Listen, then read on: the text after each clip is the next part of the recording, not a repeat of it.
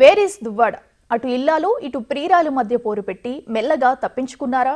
టెక్కలిలో రచ్చరచ్చ అవుతుంటే ఆయన సైలెంట్ గా ఎక్కడున్నారు? ప్రజాప్రతినిధి అయి ఉండి ప్రజల మధ్య తిరగలేని పరిస్థితి తెచ్చుకున్నారనే విమర్శలు వస్తున్నాయి. ఇటు ఇంటి పోరు తారాస్థాయికి చేరింది.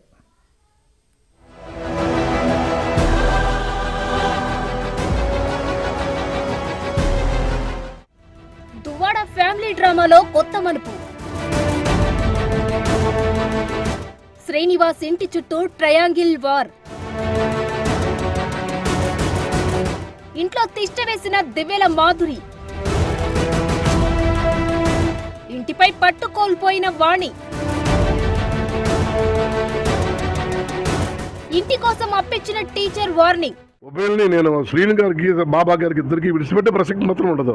నా అమౌంట్ వసూల్లో తప్పనిసరిగా వాళ్ళకి పట్టుకుని నిలదీస్తాను, తీసుకుంటాను. రోజుకో మలుపుతో దువ్వాడ కుటుంబ వివాదం టాక్ ఆఫ్ ఏపీ అవుతోంది. భార్య భర్తల మధ్య గొడవగా మొదలైన ఈ ఇష్యూ ఇప్పుడు శ్రీనివాస్ ఇంటి చుట్టూ తిరుగుతోంది. ఆయన ప్రస్తుతం ఉంటున్న ఇంటిని దివ్యల మాధురికి రిజిస్ట్రేషన్ చేయడంతో ఈ వార్ పీక్స్ కు చేరుకుంది. రిజిస్ట్రేషన్ చేయడంతో వాణి శనివారం రాత్రి పెద్ద ఎత్తున ఆందోళన చేశారు. ఇంట్లోకి వెళ్లేందుకు విఫల యత్నం చేశారు. చివరికి ఒత్తి చేతులతోనే వెనుదిరిగారామె.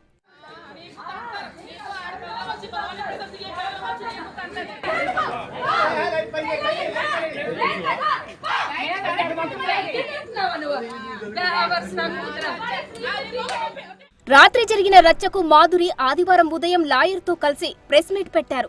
ప్రస్తుతం తాను ఉన్న ఇల్లు తన హక్కు అని గట్టిగా చెప్పారామె.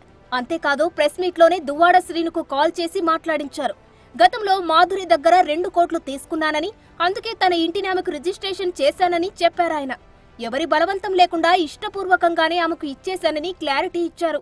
మరి ప్రజలందరికీ నేను తెలియజేసేది ఏంటంటే, మాధురి గారికి నేను ఇంచుమించు 2 కోట్ల రూపాయలు డబ్బులు ఇవ్వాల్సినటువంటి అవసరం ఉంది. నేను తీసుకున్నాను తప్పతప్పాలుగా. గడిచిన ఎన్నికల్లో కానీ, ఇంటి నిర్మాణంలో కానీ. మా కుటుంబం వల్ల ఇప్పటికే నష్టపోయినటువంటి, జీవితాన్ని సర్వనాశనం చేసుకున్నటువంటి కన్నవారి నుంచి, అత్తవారి నుంచి ఆత్మహత్యకి పాల్పడినటువంటి మరి మాధురికి నేను అన్యాయం చేసిన వాడిని అవుతాను. కాబట్టి నేనేమైనా పర్వాలేదని ఈ ఆస్తిని నేను రిజిస్ట్రేషన్ చేయటం నా మనస్స వాచ కర్మేణ, నా మనస్ఫూర్తిగా నేను ఆమెకు ట్రాన్స్ఫర్ చేయటం జరిగింది. తన ఆస్తిలోకి అనుమతి లేకుండా ఎవరు ఇంట్లోకి వచ్చినా ఊరుకునేది లేదని వార్నింగ్ ఇచ్చారు మాధురి. ఇంటిని కబ్జా చేయడానికి వాణి ప్రయత్నం చేశారని ఆమె ప్రధాన ఆరోపణ. యాక్సిడెంట్ టైంలో బయటకు వచ్చిన వాయిస్ కూడా వాణి క్రియేషనేనని చెప్పుకొచ్చారు. నేను ఇచ్చిన అమౌంట్కి ఇది సరిపోతుందో సరిపోదనేది సెకండరీ. ఆ తర్వాత మేము చూసుకుంటాం. నాకు అమౌంట్ రావాలా అతనికి రావాలనేది మేము తర్వాత టాలీ చేసుకుంటాం. ప్రెసెంట్ నాకు ఇవ్వాల్సిన అమౌంట్కి ఈ ఇల్లు కూడా ఆక్యుపై చేసుకోవాలని చూస్తున్నారు కాబట్టి నేను నష్టపోతాననే ఉద్దేశంతో అతను నాకు రిజిస్ట్రేషన్ చేయడం జరిగింది. ఈ ఆస్తి నాకు అప్పచెప్పడం జరిగింది. మళ్ళీ ఇలాంటి కుక్కలే వచ్చి మళ్ళీ సిట్టింగ్ వేస్తే దాన్ని వెంట పడడానికి మళ్ళీ నాకు అంత ఓపిక లేదు కాబట్టి నా ఇంటికి నేను తాళాలు వేసుకోవడం జరిగింది. భయం అనేది నా బ్లడ్ లోనే లేదండి. భయపడితే నేను ఒక్కదాన్ని అక్కడ మేడ మీద ఫేస్ చేసుకొని కింద 100 మంది నేను ఫేస్ చేసుకోను. భయపడితే ఈ ప్లేస్ లో నేను ఉండను కూడా. భయం అనేది నా బ్లడ్ లోనే లేదు. దువ్వాడ ఇంటి కోసం ఓవైపు మాధురి, మరోవైపు వాణి నువ్వా నేనా అన్నట్టు పోరాటం చేస్తుంటే మధ్యలోకి చింతాడ పార్వతీశం అనే రిటైర్డ్ టీచర్ ఎంటర్ అయ్యారు. ఇప్పుడు వివాదంలో ఉన్న ఇంటి నిర్మాణానికి తాను డబ్బు ఇచ్చానని ఆయన చెబుతున్నారు. ఆ డబ్బు ఇవ్వకపోతే ఎంతవరకైనా సరే వెళ్తానని వార్నింగ్ ఇచ్చారు పార్వతీశం.